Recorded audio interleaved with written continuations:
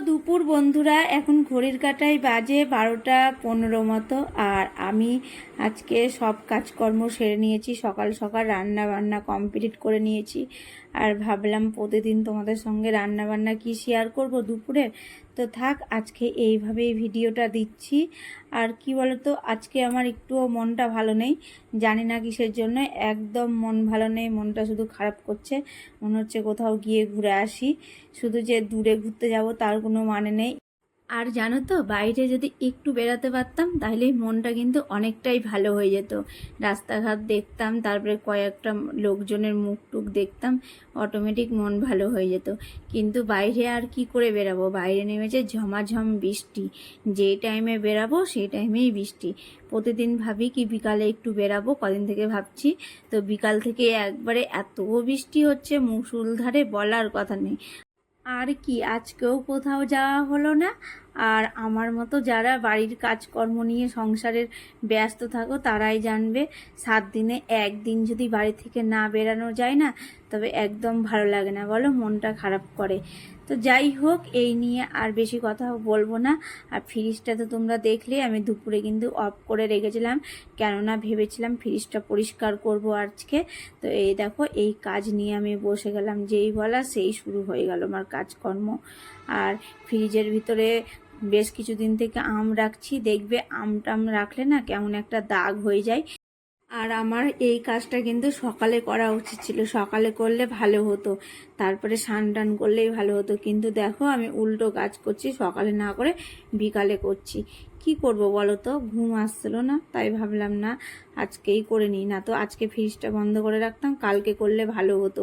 চারিদিকে বরফ জমে আছে, ওকে মনে হয় খুন্তি দিয়ে বরফগুলো ভাঙতে হবে এখন। কিন্তু না, ভাঙলে আমার ফ্রিজটার ওপর অনেক অত্যাচার করা হবে। দেখা যাক কি করে বরফ গলাচ্ছি। তার আগে আমি সব কিছু বের করে নিলাম, তারপরে এগুলো মাজলাম ভালো করে, একবারে চকচকা করে দিয়ে শুকনা কাপড় দিয়ে মুছে নিলাম। তো চলো এখন আমি ফ্রিজটা ঠিকঠাক করে নেব, গুছিয়ে নেব। আর যেই সব জিনিস লাগবে না সেগুলো সব বাইরে রেখে দেবো। এই যে যেমন ধরো বোতল টোতল বেশি হয়ে গেছে, ফ্রিজে গ্যাঞ্জাম হয়ে গেছে, তো সেই বোতলগুলো বাইরে রেখে দেবো, আর যে কটা লাগবে সেই কটা রাখবো।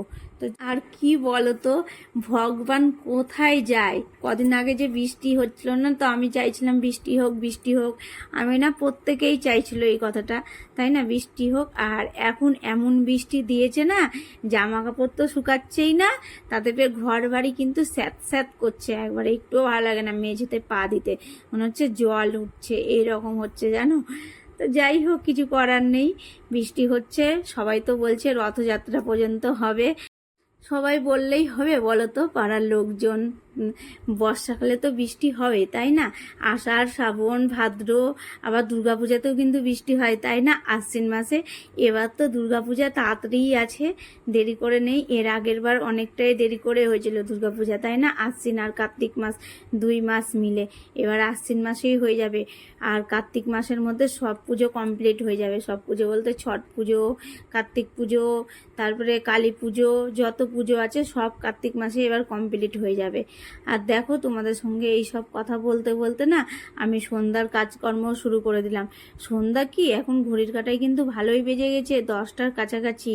আর আমি রাত্রের খাবার আজকে কি করছি বলো তো, এই বৃষ্টি ভেজা ভেজা দিনে না এরকম খাবার একটু লাগে। এরকম কি খাবার বলো তো, আজকে আমি করে নিচ্ছি সাদা আলুর তরকারি, আর তার সাথে আছে লুচি। আর লুচি করার জন্য কিন্তু ময়দাটা অনেকক্ষণ আগে মাখিয়ে রেখে দিয়েছিলাম ঢাকা চাপা দিয়ে, কেননা লুচি গরম গরম খেতে ভালো লাগে। তাই জন্য কৃপাচার্য আসলো, তারপরে কিন্তু লুচিটা ফুলকো ফুলকো করে ভাজলাম, আর তরকারিটা আগে করে রেখেছিলাম।